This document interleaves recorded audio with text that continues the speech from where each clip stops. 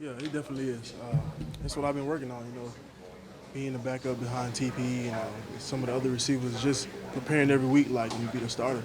So you never know what can happen. Unfortunate, Corey got hurt, but sometimes things like that happen. And stepping up is what we all have to do as the receiving corps now. Did you feel more reps today?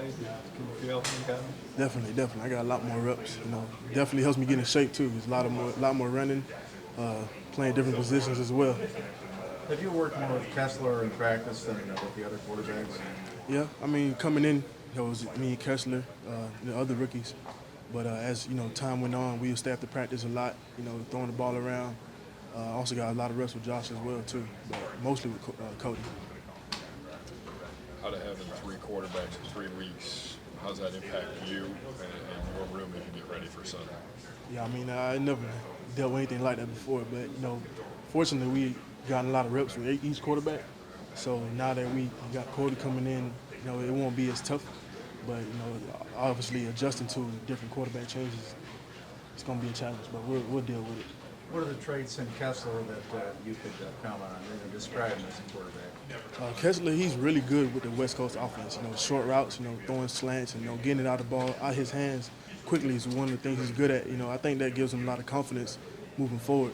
So, coach is telling us that to help the quarterback out, we got to get open, catch the ball for him, make plays for him, so he gets more confidence back there. And obviously, our offense has to block for him, give him time. So.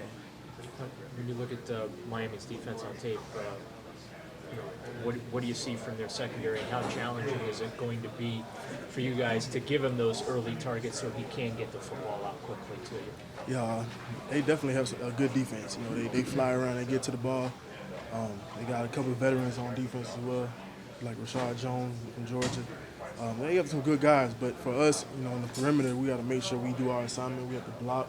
If a running back breaks for a long run, we got to block downfield, getting open, getting to our depth. Never fooling the quarterback. Things like that will get him more confidence and give us confidence as well. Ricardo, has running down on kicks been a new experience for you? Not at all. I mean, I've done it all 4 years in college, being all over the field. So coming in here and doing it is just, adding on to what the knowledge I already have on it. Have you felt you've scored high marks in that role with the coaches?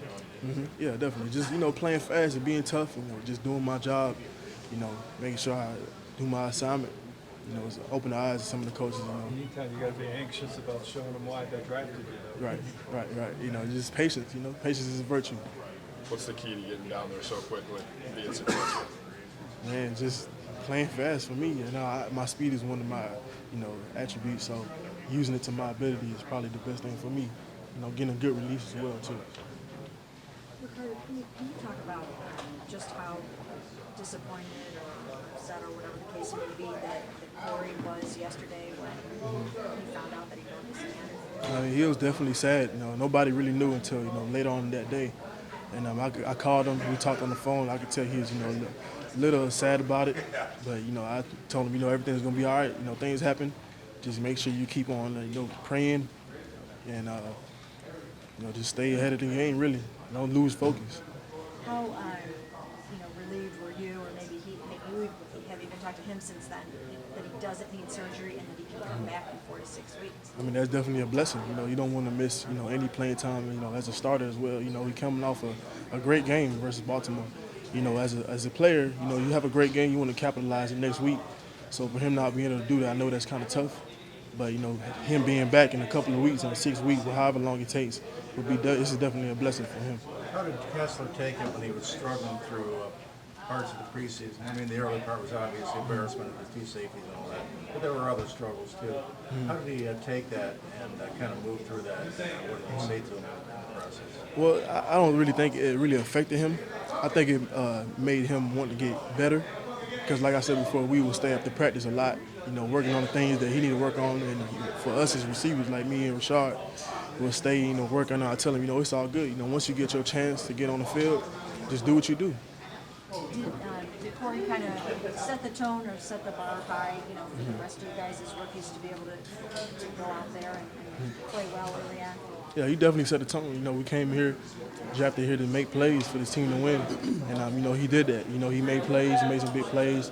So for us, you know, as a collective unit, we have to do the same thing, to play together as a team all over the field. Ricardo, have you caught up from the time you missed in training camp, the time you missed in the preseason and training camp? Yeah, I did. You know, I was out for a little while, but mentally I stayed into it. You know, stayed in the playbook. You know, in practice I'll get mental reps, make sure I know what I have to do on a certain play. So when I actually get a chance to come back and play, I won't be messing up.